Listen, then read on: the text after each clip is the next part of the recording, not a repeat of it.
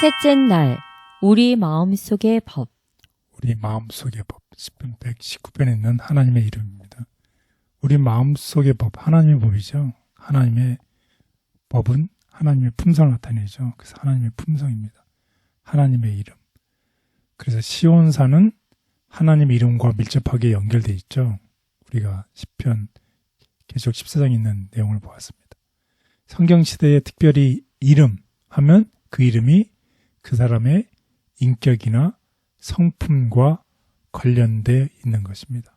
그래서 계시록 14장 1절에 보면 이 시온산에 어린 양이 서 있고 그와 함께 14만 4천이 있는데 그 이마에 어린 양의 이름과 그 아버지의 이름이 쓴 것이 있다고 기록되어 있습니다.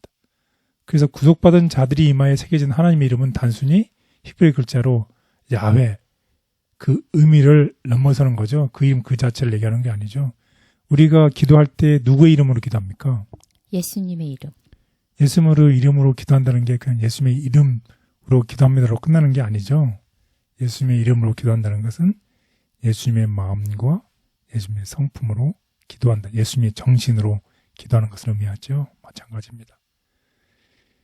이 스스로 있는 자라고 말씀하신 하나님이 독특하고 반복될 수 없는 인격 그 자체를 하나님의 이름이라는 뜻입니다. 그래서 하나님의 이름이라는 것은 하나님의 성품, 곧 하나님의 영광과 하나님의 선하심, 우리에게 베푸시는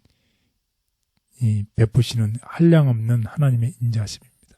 우리 출애굽기를 통해서 하나님의 이름을 보겠습니다. 출애굽기 34장 1절에서 7절.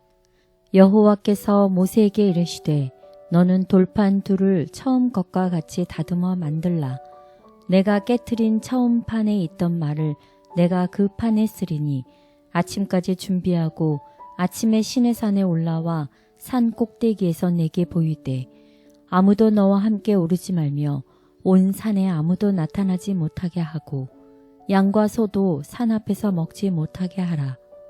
모세가 돌판 둘을 처음 것과 같이 깎아 만들고 아침에 일찍 일어나 그 두 돌판을 손에 들고 여호와의 명령대로 시내산에 올라가니 여호와께서 구름 가운데 강림하사 그와 함께 거기 서서 여호와의 이름을 선포하실세.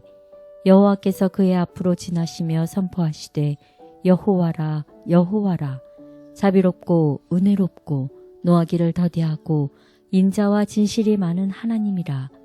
인자를 천대까지 베풀며 악과 과실과 죄를 용서하리라. 그러나 벌을 면제하지는 아니하고 아버지의 악행을 자손 3, 4대까지 보응하리라. 네, 여기 보면 이제 여호와의 이름을 선포하시죠. 선포하시면서 뭐라고 해요? 여호와의 이름이 여호와의 성품을 나타낸다고 그랬잖아요. 여호와의 성품이 뭔가요? 자비롭고 은혜롭고 노하기를 더디하고 인자와 진실이 많은 하나님. 이것이 바로 여호와의 성품, 여호와의 이름을 그 이마에 새긴 자들입니다.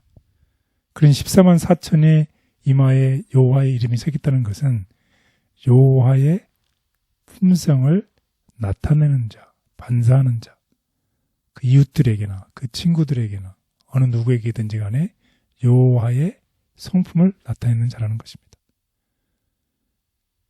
그래서 시편 기자가 하나님의 이름을 부르고 또 하나님의 그 성품을 묵상할 때에 그 마음이 어떻게 해요? 이제 하나님의 율법을 지키고 싶은 마음이 깊은 열망이 그의 마음에 있었던 것입니다.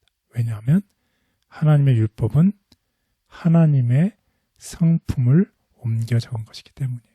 그래서 하나님의 이름은 하나님을 사랑하고 그분의 율법에 순종하고자 하는 자들의 이마에 새겨진다는 것입니다. 그래서 우리의 이마에 하나님의 이름이 새긴다는 것은 어떻게 해요? 우리가 하나님을 사랑하는 자, 하나님의 뜻대로 사는 자, 하나님의 품성을 나타내는 자들은 그의 삶 속에서 어떻게 저절로 하나님을 나타낸다는 것을 의미하는 것이죠. 실질적으로 하나님의 이름이 우리 이마에 쓰인다는 뜻이 아니죠. 그래서 하나님의 이름은 무엇이다? 하나님의 성품이라는 것이. 하나님의 십계명이 그분의 성품을 기록하고 있죠. 그래서 그리고 마지막 날에 거룩한 산인 시온산에 모인 사람들은 어떤 사람들이다. 하나님 율법에 순종함을 통해서 하나님에 대한 사랑이 충만한 사람이라는 것을 꼭 기억하시면 좋겠습니다.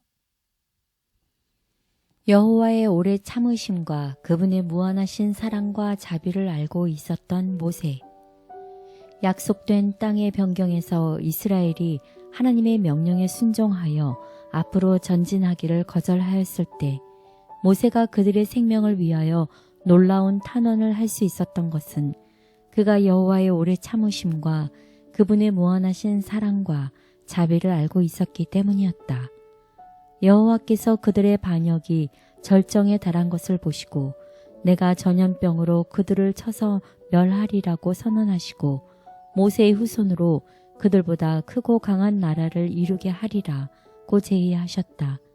그러나 선지자는 선민을 위하여 하나님의 놀라운 섭리와 허락에 호소하였다.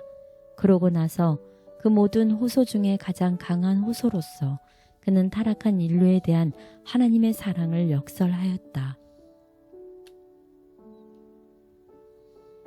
남은 자의 이마에 새겨진 하나님의 이름은 생각과 마음에 하나님의 성품이 새겨져 있어서 우리의 삶이 그분의 사랑과 성품을 나타낸다는 것을 의미한다. 구원받은 자의 기쁨. 하나님을 영접하는 자들에게 그분은 당신의 자녀가 되는 권세를 주시고 마침내 그들을 당신의 자녀로 받아들이시며 영원토록 그들과 함께 거하실 것이다. 이 생에서 그들이 하나님께 충성할 것 같으면 그들은 마침내 하나님의 얼굴을 볼 터이요 그의 이름도 저희 이마에 있을 것이다. 하늘의 행복이란 하나님을 보는 것 외에 무엇이겠는가? 그분을 아버지로 아는 것보다 더 큰 기쁨이 주어질 수 있겠는가? 우리의 죄를 기억하지 않으시며 하나님의 이름을 우리에게 주시고 마음에 새겨주심을 감사합니다. 우리 마음에 떠오르는 악한 생각과 죄들을 예수님께 드리고 맡깁니다. 깨끗하게 씻어주시며 주님의 이름으로 거듭난 삶 되게 도와주옵소서. 예수님의 이름으로 기도드렸습니다. 아멘.